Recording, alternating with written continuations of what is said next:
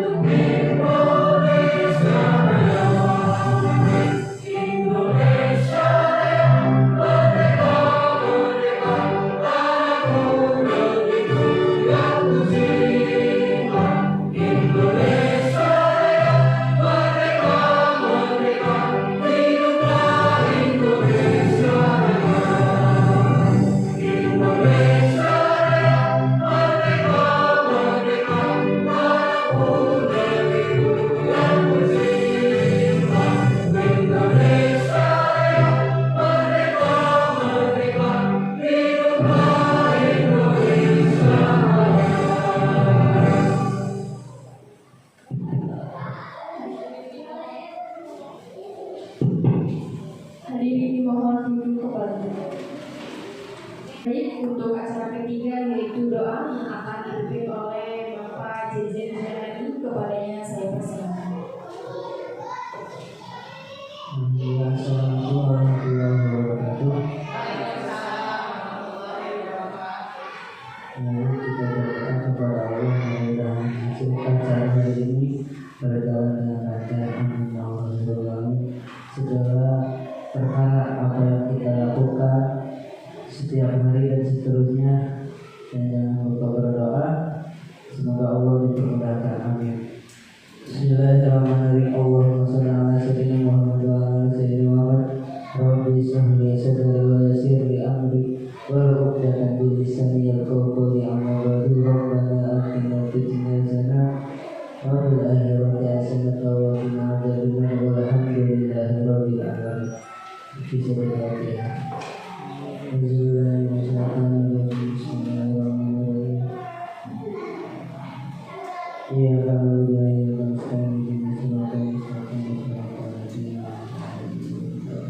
Assalamualaikum warahmatullahi wabarakatuh.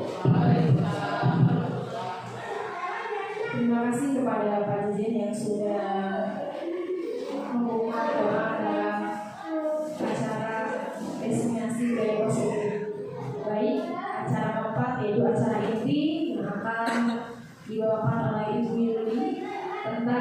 diseminasi budaya positif kepadanya saya persilakan. Bismillahirrahmanirrahim. Assalamualaikum warahmatullahi wabarakatuh. Waalaikumsalam warahmatullahi wabarakatuh. Sebelumnya saya ucapkan terima kasih kepada Bapak, Ibu, juga Ibu Kepala Sekolah yang sudah berkenan hadir dalam acara berbagi praktik baik diseminasi budaya positif. Pelaksanaan kegiatan ini merupakan salah satu tugas saya untuk mengikuti program guru penggerak di Angkatan 10 Kabupaten Karawang BPGP Jawa Barat, yaitu untuk memenuhi tugas diseminasi aksi nyata 1 modul 1.4. Sebelumnya saya akan memperkenalkan dulu. Di sini ada 3 orang ya, mungkin yang 2 orang sudah tidak asing lagi karena yang satu saya sendiri Yuliawati sebagai calon guru penggerak Angkatan 10 di SDN Pasir Putih 1.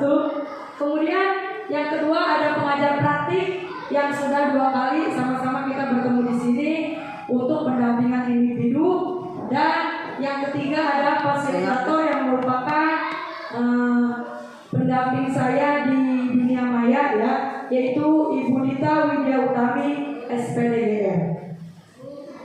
Sebelum dimulai pembelajaran hari ini, seperti biasa kita melakukan kesepakatan belajar terlebih dahulu.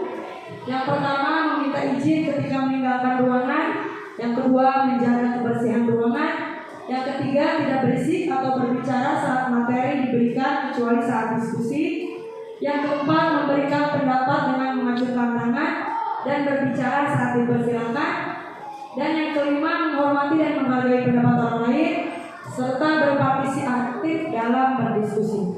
Apakah semua sudah sepakat? Sepakat ya. Kalau sepakat kita akan lanjutkan. Nah, sebelum masuk ke penjelasan tentang budaya positif, saya mau tahu dulu semangat Bapak Ibu ya.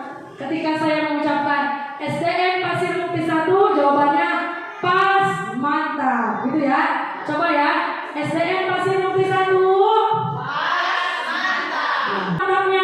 Mandiri, terampil, aktif, dan berprestasi. Ya. Mudah-mudahan apa yang kita dapatkan kali ini dapat bermanfaat bagi ibu dan bapak semuanya. Sebelumnya saya akan membacakan dulu latar belakang budaya positif untuk membentuk disiplin positif di lingkungan sekolah. Hal yang mendasari saya melakukan tindakan ini adalah untuk mewujudkan murid yang berkarakter pelajar profil Pancasila melalui penerapan budaya positif sesuai dengan visi saya sebagai guru penggerak dan visi sekolah kita, visi SDN Pasir Putih 1. Nah, di sini budaya positif itu yang pertama ada disiplin positif, yang kedua perilaku posisi manusia, yang ketiga ada posisi kontrol, yang keempat keyakinan kelas, dan yang kelima segitiga restitusi. Pada kesempatan kali ini saya akan membagikan praktik baik tentang 5 budaya positif. Sebelum saya menjelaskan kelima budaya positif, untuk kurikulum Merdeka sendiri itu kita sebagai guru khususnya harus melaksanakan perubahan paradigma belajar. Perubahan paradigma belajar itu maksudnya seperti apa? Yang pertama, kita harus menyesuaikan pembelajaran sesuai dengan kodrat alam dan kodrat zaman, sesuai dengan filosofi Ki Hajar Dewantara. Yang kedua, pembelajaran yang berdiferensiasi dan berkarakter profil pelajar Pancasila. Maksudnya pembelajaran yang berdiferensiasi itu yaitu pembelajaran yang sesuai dengan kebutuhan murid. Dan yang ketiga, berpihak dan berpusat pada murid atau peserta didik. Yang tadinya kita itu pembelajaran berpusat kepada guru, kita harus merubah paradigma belajar tersebut, yaitu pembelajaran yang berpusat pada murid atau peserta didik.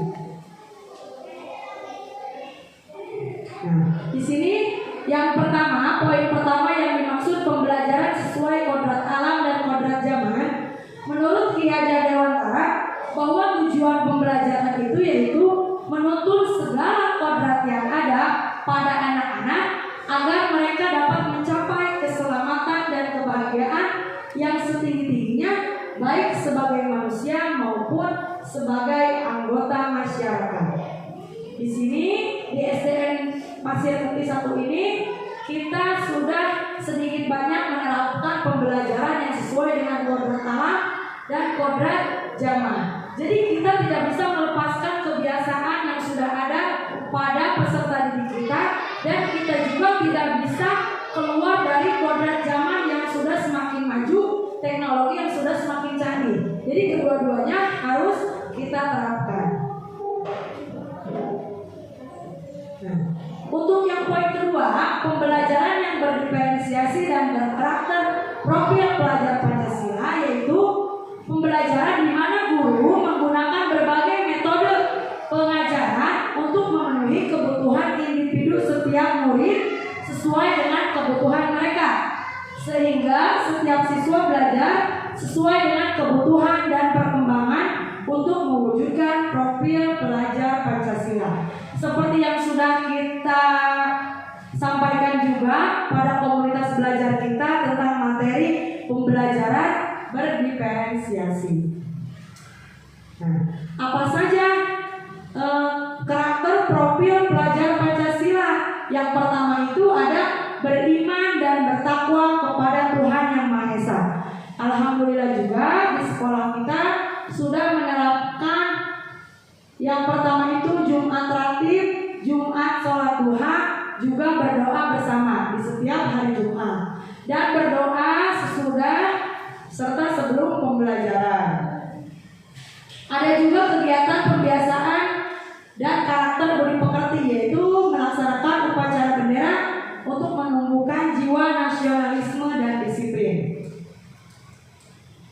Kemudian pembelajaran yang berpihak pada murid, artinya pembelajarannya itu berpusat kepada murid. Jadi tidak hanya guru yang ceramah, tapi murid bisa menyampaikan materi pembelajaran dengan cara berdiskusi atau penyampaian materi secara bergantian secara kelompok.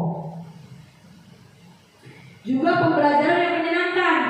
Nanti kita di disiplin positif ada 5 kebutuhan manusia. Salah satunya yaitu kesenangan. Kita sudah menerapkan pembelajaran yang menyenangkan. Yang pertama yang sudah saya terapkan yaitu memberikan ice breaking di tengah-tengah pembelajaran untuk contoh foto yang pertama. Dan yang kedua yaitu menggunakan handphone. Ya kan anak-anak sekarang itu senangnya bermain handphone. Bagaimana caranya kita membawa kesenangan peserta didik atau murid ke dalam pembelajaran? Jadi menggunakan handphone untuk menyelesaikan tugas dengan cara memberikan soal-soal melalui kuis dengan anak membawa handphone. Jadi handphone itu bisa kita gunakan sebagai media pembelajaran. Nah, kita akan membahas pada intinya. Kalau tadi kita harus merubah dulu bagaimana paradigma kita untuk berubah gitu ya. Yang tadinya berpusat kepada guru, yang tadinya bagaimana guru, tetapi sekarang terbalik. Kita harus pembelajaran berpusat kepada murid dan sesuai dengan kebutuhan murid. Nah, di sini disiplin positif adalah salah satu cara penerapan disiplin yang bertujuan untuk menumbuhkan kesadaran serta memberdayakan anak untuk melakukan sesuatu tanpa sogokan, ancaman maupun hukuman. Jadi intinya di sini bahwa disiplin positif itu menumbuhkan kesadaran atau motivasi intrinsik. Yang dimaksud motivasi intrinsik itu motivasi yang keluar dalam diri kita sendiri, berarti dalam diri murid maupun dalam diri guru. Disiplin positif di sekolah yaitu merupakan nilai-nilai, keyakinan-keyakinan dan kebiasaan-kebiasaan yang berpihak kepada murid. Kenapa dari tadi saya berbicara selalu berpihak kepada murid, murid, dan murid? Karena visi atau tujuan kita atau cita-cita kita itu di sekolah memang harus semuanya berpusat kepada murid. Seperti kemarin pembahasan di visi sekolah itu kan semua impian kita, semua cita-cita kita untuk mencapai sebuah visi semuanya harus berpusat kepada murid ya. Bagaimana murid itu bisa menjadi pribadi yang kritis, penuh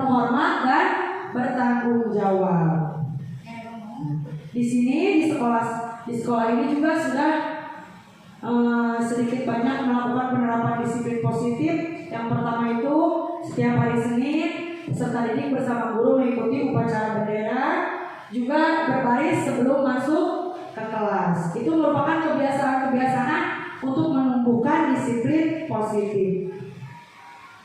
Nah, di sini sebelum saya masuk ke materi selanjutnya ada pertanyaan. Mengapa kita melakukan sesuatu?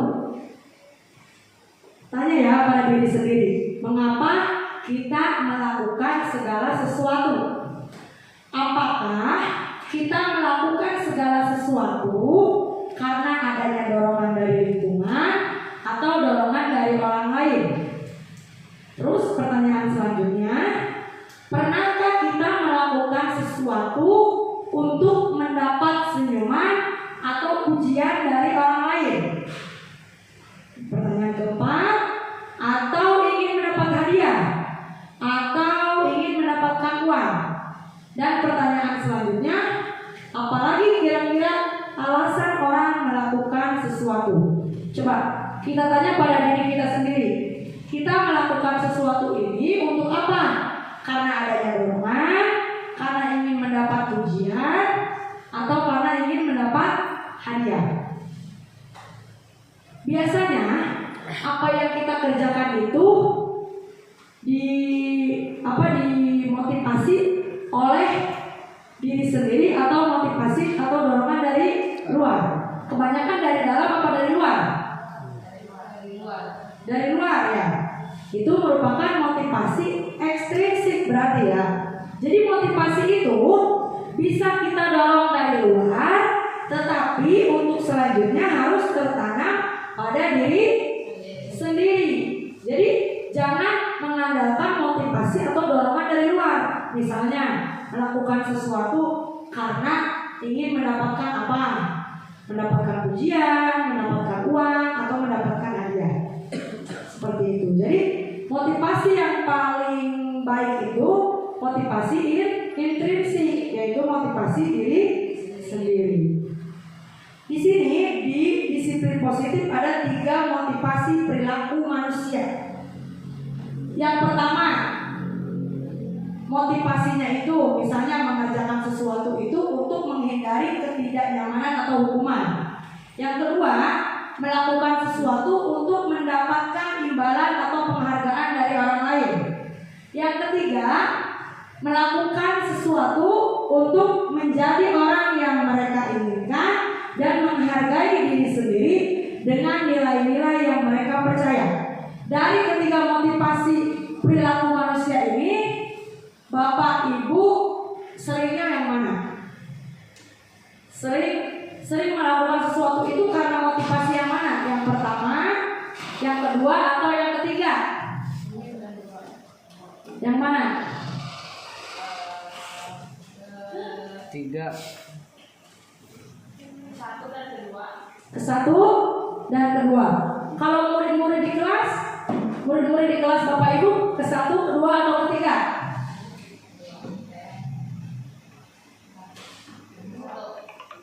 Ada yang ke 1, ada yang kedua. Seharusnya yang mana seharusnya? 3. Yang ketiga. Karena tadi motivasi itu harus ada dalam diri sendiri. Jadi ketika kita mengadakan reward atau hukuman ya, itu kan biasanya sebanyaknya anak itu mengerjakan tugas karena takut mendapat hukuman atau ingin mendapat penghargaan ya, berupa reward misalnya dari gurunya, entah itu nilai atau diberi hadiah gitu. Tapi seharusnya mereka itu melakukan sesuatu itu untuk menjadi orang yang mereka inginkan dan menghargai diri sendiri dengan nilai-nilai yang mereka percaya. Nilai-nilai yang mereka percaya di sini maksudnya nilai kedisiplinan, nilai kejujuran, ya, nilai menghargai waktu. Misalnya ketika tugas mereka mengumpulkan, berarti mereka sudah menghargai waktu. Ketika tugasnya harus dikumpulkan hari ini dan mereka mengumpulkannya hari ini dengan adanya motivasi dari diri mereka sendiri, berarti mereka sudah menghargai nilai-nilai yang mereka yakini atau mereka percaya. Selanjutnya tadi tentang motivasi. Yang selanjutnya yaitu tentang 5 kebutuhan dasar manusia. Jadi Bapak Ibu sebagai guru kita harus tahu apa kebutuhan dasar manusia. Karena objek yang kita dampingi yaitu manusia. Murid itu kan manusia. Jadi kita harus tahu 5 kebutuhan dasar dari manusia. Yang pertama itu ada penguasaan. Yang kedua kasih sayang dan rasa diterima. Yang ketiga kesenangan. Yang keempat kebebasan. Dan yang kelima bertahan hidup. Penguasaan tadi bagaimana seseorang itu dapat menguasai dirinya, karena itu merupakan 5 kebutuhan dasar. Kasih sayang dan rasa diterima. Jadi setiap individu itu memiliki kebutuhan untuk disayangi dan diterima. Jadi bagaimana seorang guru itu harus memenuhi kebutuhan dasar muridnya, juga harus memenuhi kebutuhan dasar dirinya sendiri, ya. Kasih sayang dan rasa diterima. Jadi sebagai guru kita tidak bisa atau tidak boleh membeda-bedakan antara murid yang satu dengan murid yang lain, karena masing-masing murid itu memiliki kebutuhan dasar, yaitu kebutuhan kasih sayang dan rasa diterima. Juga yang ketiga yaitu kebutuhan dasar tentang kesenangan. Jadi kalau mengajar itu kita harus tahu, kita harus bertanya kepada murid itu senangnya apa. Misalnya tadi seperti pembelajaran yang saya terapkan, contohnya kan anak-anak sekarang senangnya main HP. Nah, bagaimana kesenangan itu kita bawa ke dalam pembelajaran. Jadi mengajar itu jangan berpihak kepada guru, tapi berpihaklah kepada murid. Belum tentu yang guru senangi, murid senang gitu ya.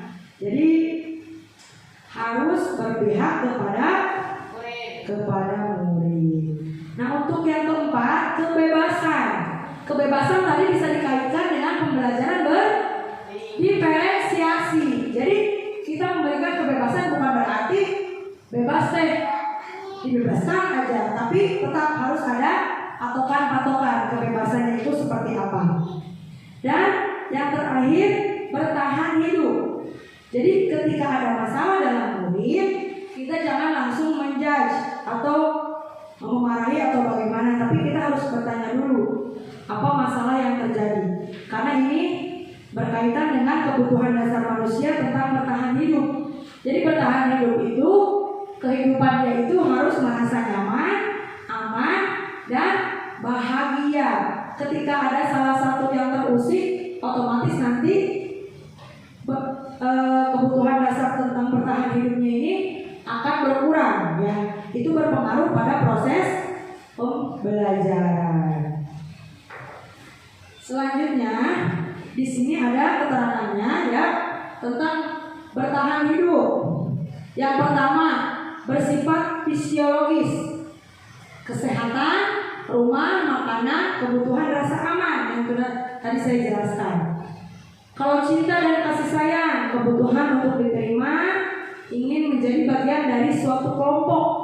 Nah, ketika kita membentuk kelompok di kelas juga kita harus memperhatikan bahwa anak itu memiliki kebutuhan ingin diterima, juga cinta dan kasih sayang. Yang ketiga, kebebasan, kebutuhan akan pilihan. Jadi anak itu bebas untuk memilih sesuai minat dan bakat. Makanya pembelajarannya berdiferensiasi. Lebih memberi kesempatan untuk memilih dan mencoba hal baru. Nah, di sini pembelajaran berdiferensiasi. Yang keempat, kesenangan, kebutuhan belajar yang menyenangkan. Murid akan berkonsentrasi tinggi ketika pembelajaran menyenangkan. Biasanya sesuatu hal yang baru dan membuat anak merasa menyenangkan itu akan mudah diingat dan mudah diterima. Yang kelima, penguasaan. Nah, di sini penguasaan itu kebutuhan pengakuan atas kemampuan. Jadi kita harus mengakui sekecil apapun kemampuan murid kita. Terus diakui keberadaannya, keterampilannya dan prestasinya. Jadi kita itu harus mengakui keberadaan murid, keterampilan dan prestasinya, walaupun berbeda-beda, walaupun belum sesuai yang diharapkan. Terus setiap murid memiliki keinginan untuk dianggap berharga. Jadi kemarin itu kan ada pertanyaan, saya yakin bahwa murid titik-titik ya. Jadi bisa dimasukkan bahwa setiap murid itu memiliki sesuatu yang berharga yang dimiliki oleh masing-masing, walaupun itu berbeda. Nah, di sini ketika tadi sudah mendengarkan penjelasan, di sini ada kata-kata seorang murid kepada gurunya. Aku senang main kejar-kejaran dengan ibu guru, seru. Itu kebutuhan dasar manusia yang mana? Yang mana? Ada kesenangan, kebebasan, penguasaan, cinta dan kasih sayang. Yang mana? Ketika terdengar kata-kata dari murid, aku senang main kejar-kejaran dengan ibu guru. Merasa apa tuh? Merasa senang. Kan itu ada kata senang ya, berarti kesenangan. Nah, di sini ada lagi kata yang kedua. Ibu guru bilang, aku tidak boleh bersenandung sewaktu mengerjakan tugas. Katanya kelas harus tenang, tidak ada suara. Kan gak seru jadinya. Itu yang mana tuh? Butuh apa tuh? Anak itu butuh apa? Cinta. Kebebasan. Apa?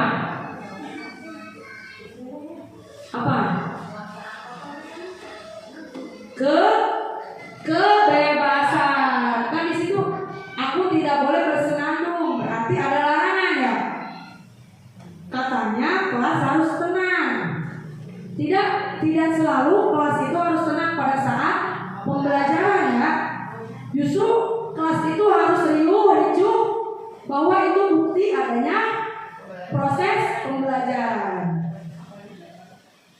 Nah, di sini tadi kebebasan, contohnya bebas. Anak berekspresi dengan menerapkan tarian dengan gerakannya sendiri atau gerakan sesuai kelompok masing-masing. Kesenangan tadi menghadirkan gadget pada saat proses pembelajaran. Kebebasan, mereka bebas berekspresi mengungkapkan pendapat.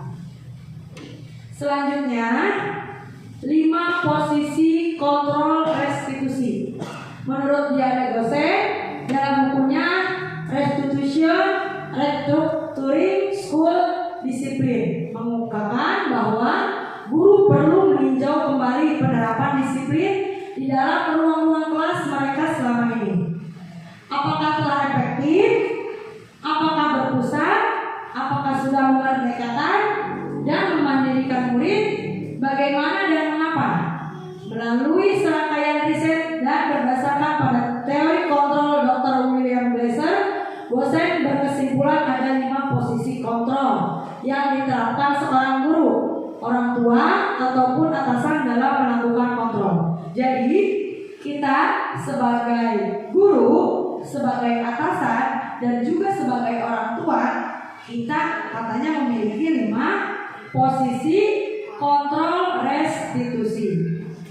Nah, kita lihat apa saja 5 posisi kontrol restitusi itu. Yang pertama ada penghukum. Yang kedua, pembuat merasa bersalah. Yang ketiga, teman. Yang keempat, pemantau. Dan yang kelima, manajer. Nah, di situ ada kata-katanya di bawah. Kira-kira selama ini kita sebagai pemimpin, sebagai guru dan juga orang tua ada di posisi kontrol yang mana? Bisa tergambar dari kata-kata yang dicontohkan di depan. Posisi kontrolnya yang mana? Biasanya sering dilakukan sebagai guru, pemimpin dan orang tua.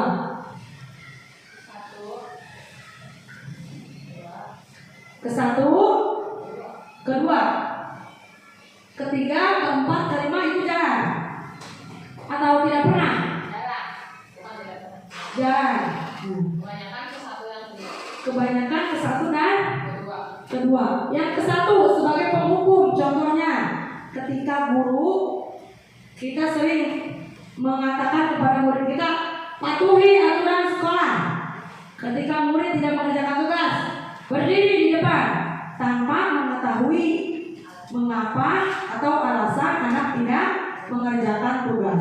Kalau penghukum itu biasanya berbuat satu pihak ya, sebagai penghukum saja. Terus yang kedua, pembuat merasa bersalah. Kata-katanya contohnya di sini, kamu lagi, kamu lagi. Ibu kecewa denganmu. Bagaimana kalau orang tua kamu tahu? Jadi anak itu diberikan kata-kata untuk mereka itu merasa bersalah. Yang ketiga sebagai teman. Biasanya gurunya bilang ini, yang tertib ya, kali ini tolong buat ibu bangga, atau tolong kerjakan tugasnya ya, bantu ibu. Misalnya seperti itu. Itu posisinya posisi kontrol sebagai teman. Yang keempat, pemantau. Jadi ketika ada anak yang melanggar aturan atau tidak sesuai dengan kesepakatan atau keyakinan kelas, guru itu akan melihat dulu, tidak langsung menegur. Ketika sudah melihat dan anak itu belum sadar juga akan kesalahannya, baru guru itu bertanya, tahukah kamu konsekuensinya? Misalnya, tahukah kamu di sekolah ini ada aturan, kenapa kamu melanggarnya? Gitu. Nah itu sebagai pemantau. Yang kelima, posisi kontrol sebagai manajer. Di sini nanya dulu, apa kamu tahu kesalahanmu? Menurut kamu bagaimana cara memperbaikinya? Jadi ketika posisi kontrol sebagai manajer itu, seorang guru atau orang tua atau pemimpin itu bertanya dulu kepada orang yang melakukan kesalahan. Jadi nanya dulu, apa kesalahannya? Agar apa? Agar punya kontrol diri seorang yang salahnya. Jadi tidak langsung, kamu salahnya ini. Enggak. Jadi nanya dulu, kamu tahu nggak kesalahan kamu apa? Terus kalau sudah tahu, kalau sudah mengetahui, menurut kamu bagaimana cara memperbaikinya? Jadi ada solusi, mencari solusi bersama. Berbeda sekali berbanding terbalik dengan posisi kontrol penghukum.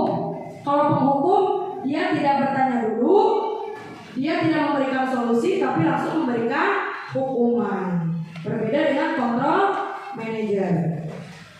Nah, di sini setelah penjelasan tadi ada beberapa kalimat. Bapak Ibu tolong mengecek kalimat ini itu ada di posisi kontrol yang mana? Yang pertama, saya kecewa sekali sama kamu. Posisi kontrol mana? Apa kedua?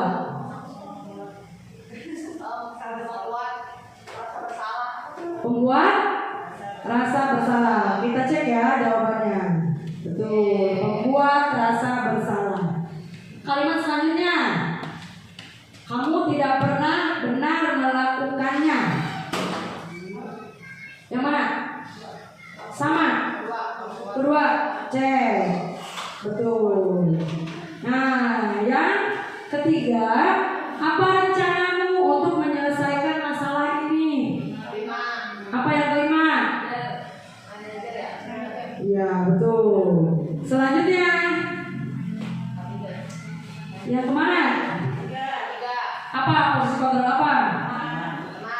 Teman. Coba cek. Betul. Yang ke 5 apa? Apa? Kamu tidak mengerjakan tugasmu. Silakan kamu berdiri di depan kelas. Posisi kontrol penghukum. Terakhir,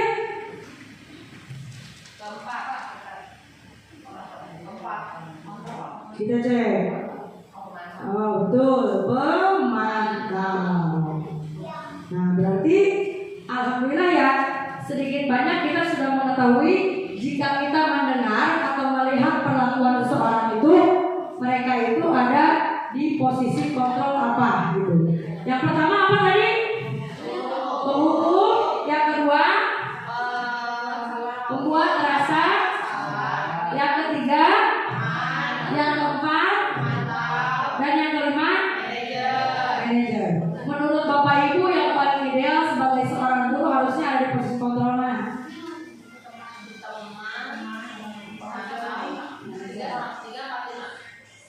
Tiga, empat, dan lima. Nanti kita berlanjut ke selanjutnya.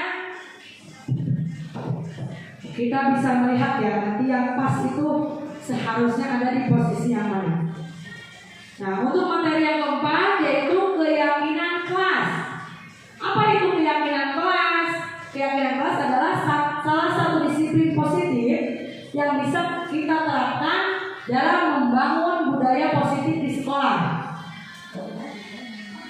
Dengan adanya keyakinan kelas, di setiap kelas diharapkan dapat mewujudkan tujuan pendidikan yang berorientasi pada profil pelajar Pancasila. Mengapa keyakinan kelas bukan peraturan kelas? Ada nggak yang mau menjelaskan mengapa namanya budaya positif keyakinan kelas, bukan peraturan kelas? Ada nggak yang mau menanggapi mengapa?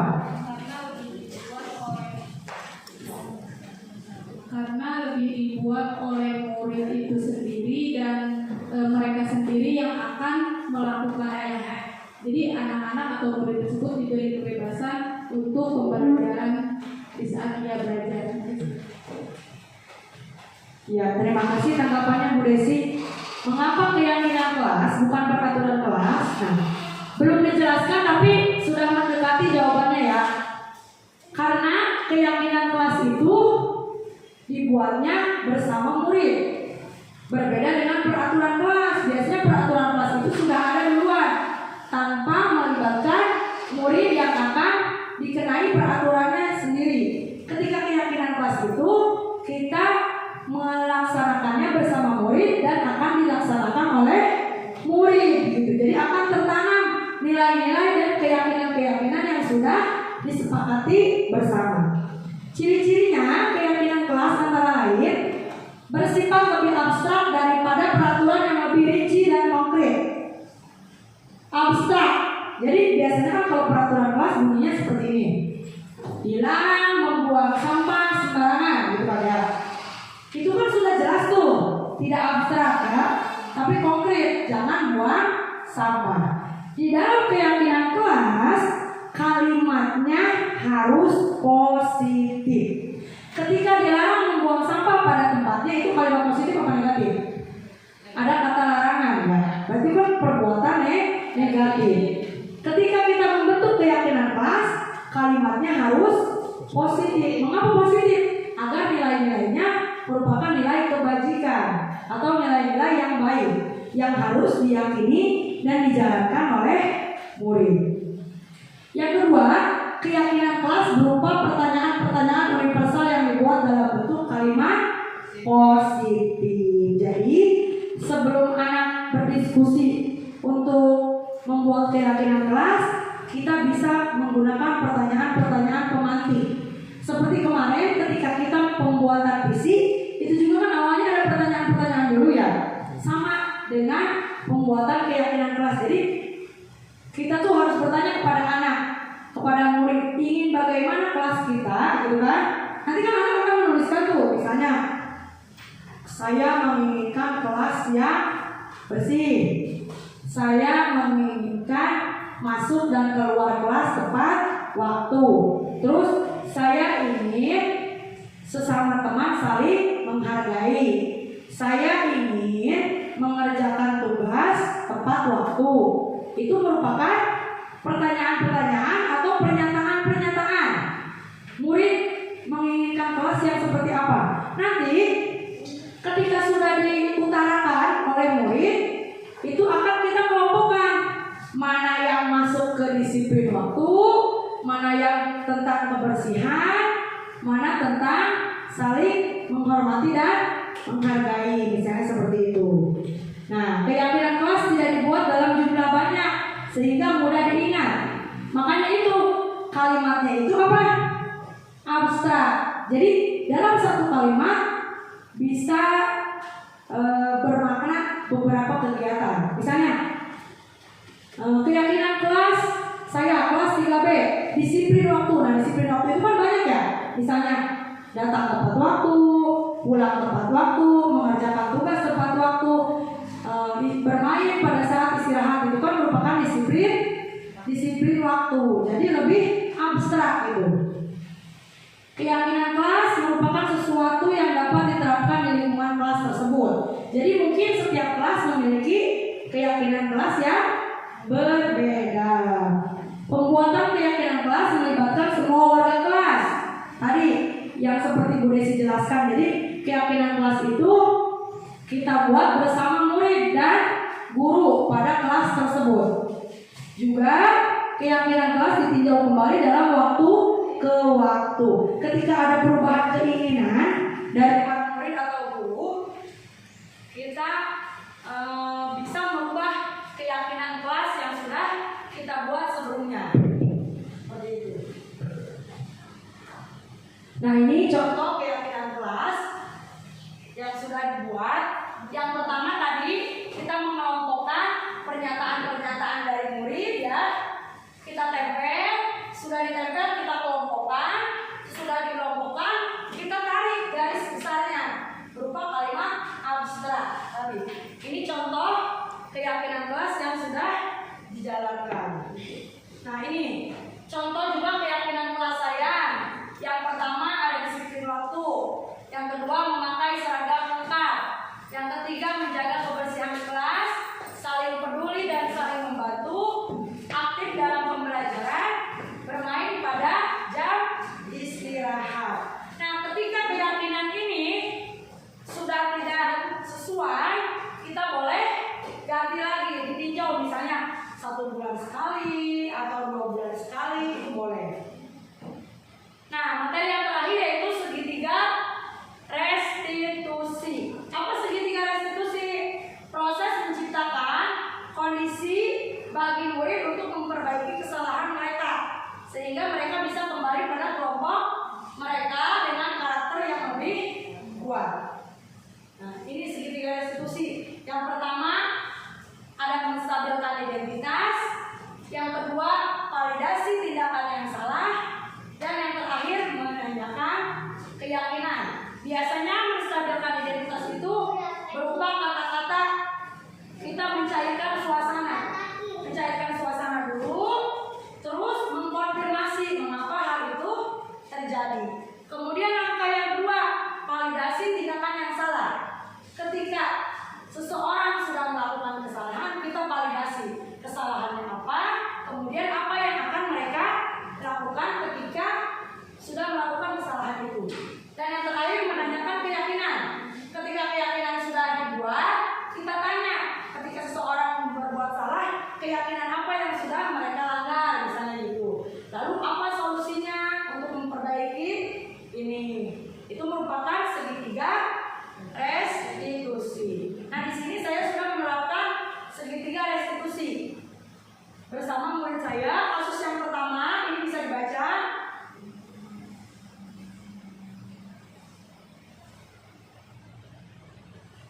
Jadi garis besarnya di kelas saya itu ada yang mencontek ketika ulangan dan ada yang melaporkan karena yang dicontek itu merasa rugi atau keberatan hasil pekerjaannya dicontek. Kemudian saya melakukan segitiga restitusi. Membuat kesalahan. Nanti tahap-tahapannya kita lihat ya. Ibu menerima laporan dari kamu bahwa kamu mencontek pada saat ulangan. Iya, Bu, saya mencontek hasil pekerjaan teman saya pada saat ulangan. Apakah mencontek ini merugikan orang lain? Iya, Bu, saya tahu. Semua orang pernah melakukan kesalahan. Ibu juga pernah melakukan kesalahan, tetapi kita masih memiliki kesempatan untuk memperbaikinya. Tapi ibu ingin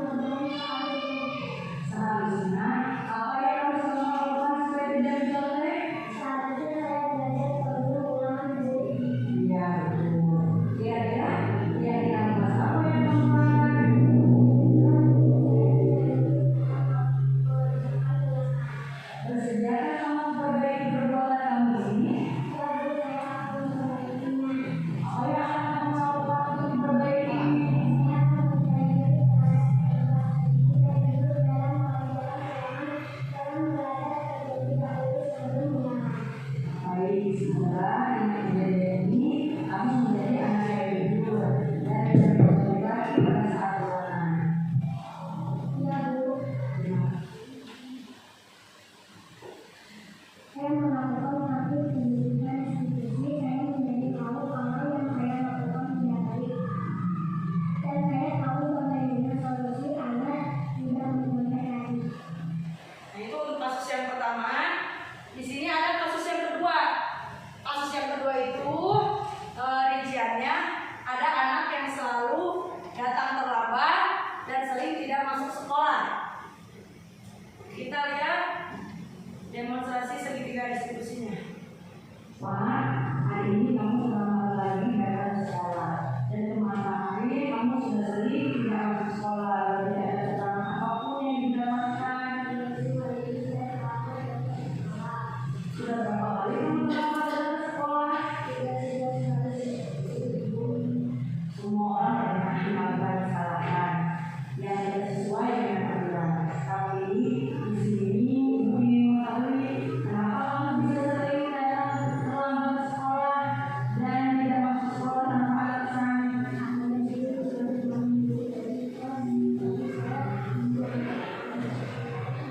Jadi sering bergadang ya. Memangnya apa yang ada yang sampai lakukan? Nonton TV boleh, berkenan, tetapi jangan sampai keterlaluan. Semua ada batasannya. Ibu khawatir kamu akan tinggal pelajaran, apalagi sebentar lagi kan kita akan menghadapi ulangan semester untuk semester 2 untuk kenaikan kelas. Kira-kira kamu ini melanggar keyakinan kelas apa ya? Setelah kejadian ini, apa yang akan kamu lakukan untuk memperbaiki semua?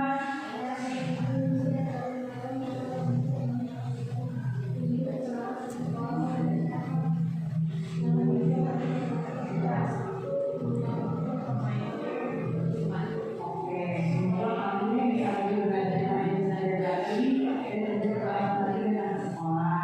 Ibu ucapkan terima kasih untuk kemampuan kamu dan kamu sudah memberikan atau ingin memperbaiki kesalahan yang telah kamu buat. Ya sudah, sekarang silakan kamu boleh pulang. Hati-hati ya.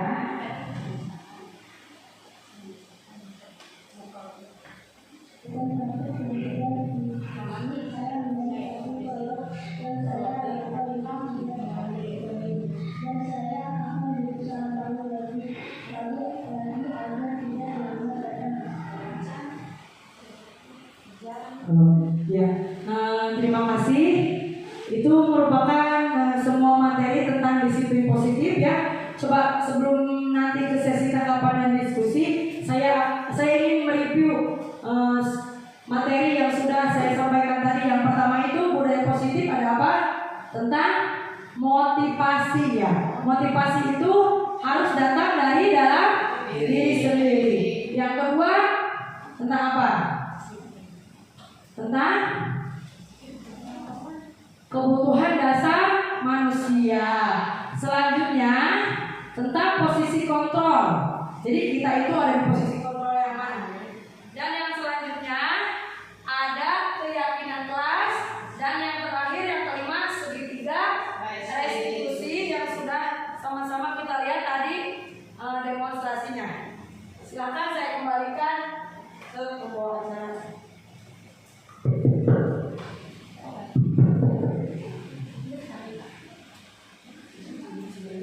Baik, terima kasih kepada Ibu Yuli yang sudah menyampaikan materi tentang designasi budaya positif. Baik, acara selanjutnya yaitu diskusi kepada audiens. Diskusi sebelumnya ada yang mau memberi tanggapan dulu tentang 5 budaya positif ini. Ya, silakan kepada Bapak Ibu yang ingin memberikan tanggapan tentang yang budaya positif. Ya, silakan ya, Desi. Saya akan memberikan tanggapan mengenai budaya positif, yaitu yang terakhir ya, yang segitiga restitusi. Seperti yang tadi Bu Yuli sampaikan, tadi Bu Yuli menyampaikan ada 2 kasus. Kebetulan kemarin juga saya mendapatkan 1 kasus bahwa di kelas saya ada 2 orang anak yang bertengkar, mereka saling pukul-pukulan. Kemudian yang satunya menangis dan yang satunya lagi tidak kebetulan. Nah, setelah saya lihat, saya tidak langsung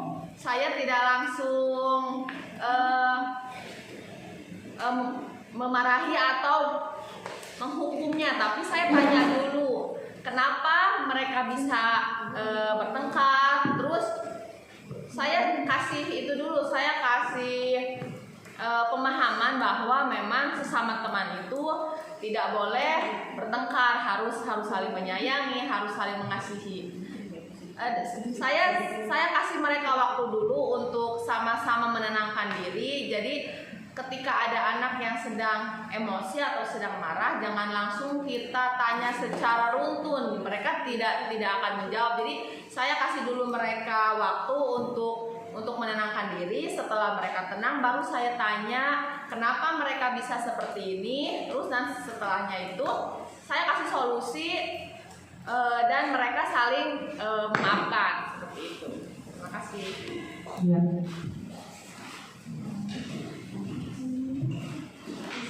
Terima kasih pada Bu Desi Julianti yang sudah memberikan tanggapannya. Apakah ada lagi yang ingin memberi tanggapan? Ada? Kepada Ibu Desi Pratiwi saya persilakan.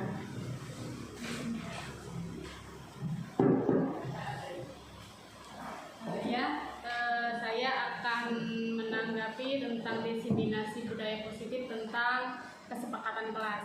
Jadi yang telah saya lakukan ketika mulai tahun ajaran baru, saya membiasakan semua murid itu melakukan keyakinan kelas.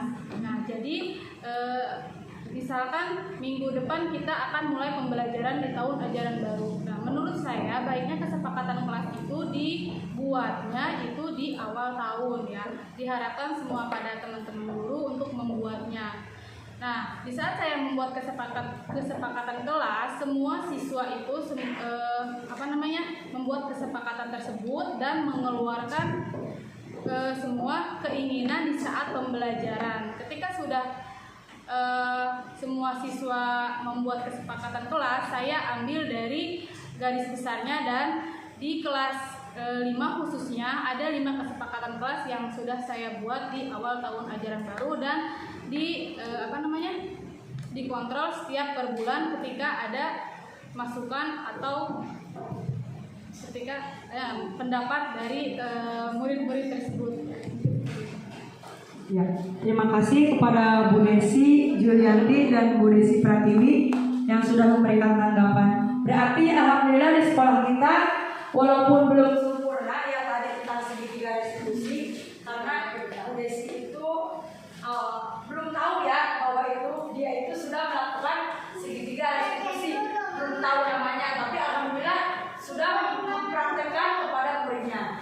Dan untuk Bu Desi Pratiwi tadi sudah melaksanakan atau membuat keyakinan kelas itu dibuat pada saat awal tahun pelajaran dan dikontrol setiap bulannya ketika ada pendapat atau keinginan dari murid ada yang berbeda dengan kesepakatan kelas yang sebelumnya, berarti dikontrol kembali kemudian dirubah sesuai dengan kesepakatan kelas selanjutnya. Nah, kita kembalikan lagi ke pembawa acara untuk sesi diskusi.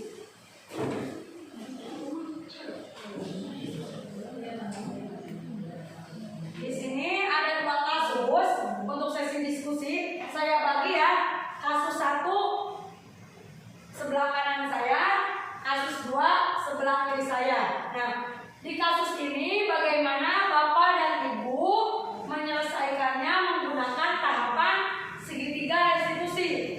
Saya ingatkan kembali bahwa tahapan segitiga restitusi itu ada berapa? Ada 3. Yang pertama, menstabilkan identitas. Yang kedua, validasi buatan yang salah. Dan yang ketiga, menanyakan keyakinan. Silakan Bapak Ibu dari masing-masing kasus, yang sebelah kanan melihat kasus 1, yang sebelah kiri saya melihat pada kasus 2 dengan penyelesaian menggunakan tahapan segitiga restitusi. Silakan bersama kelompoknya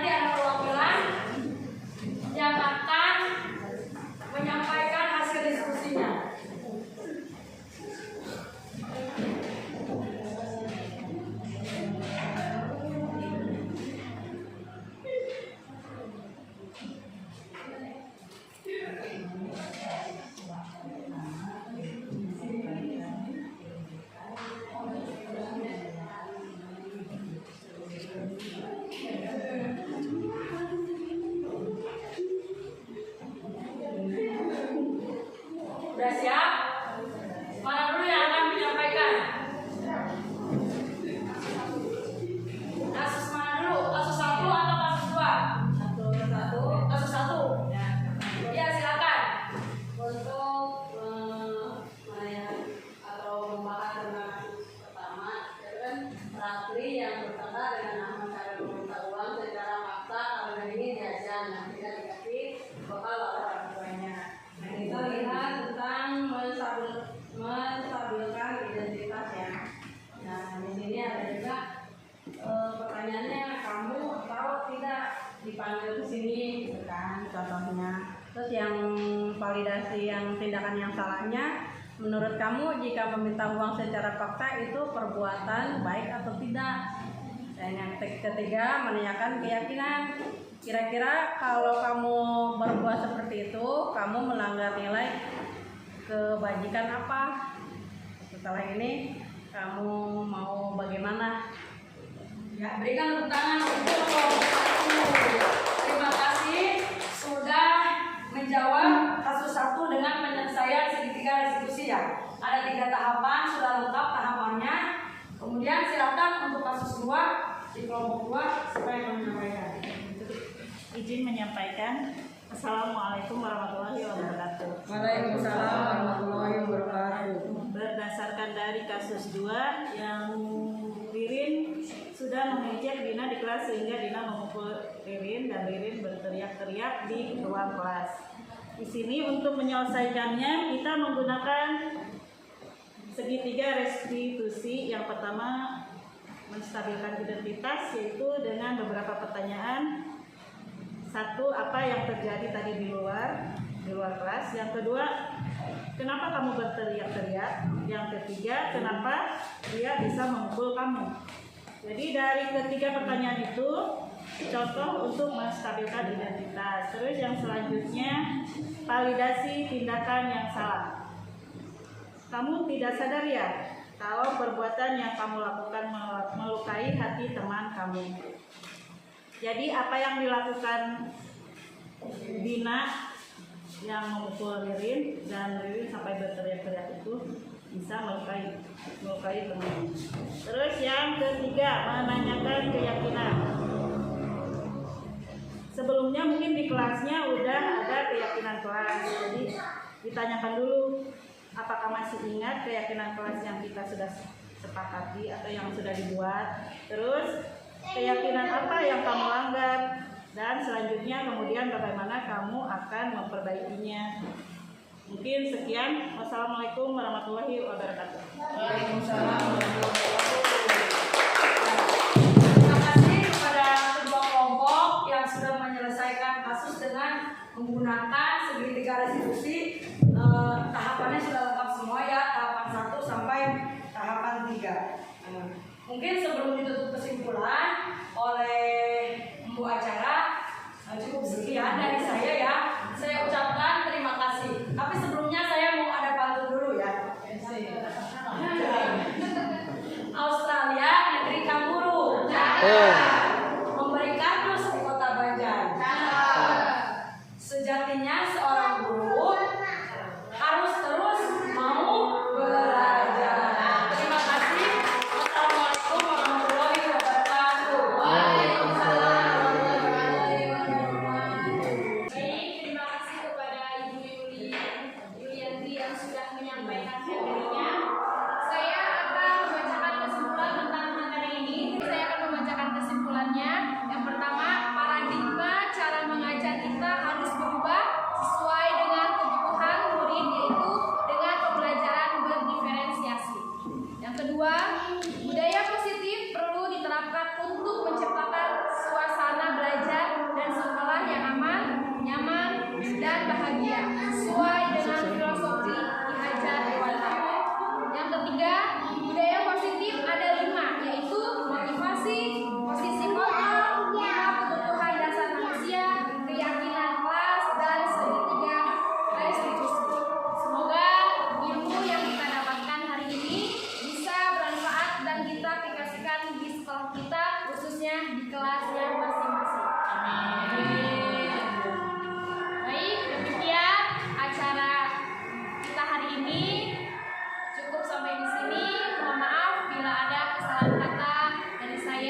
sekian dari materi. Wabillahi taufiq wal hidayah. Wassalamualaikum warahmatullahi wabarakatuh.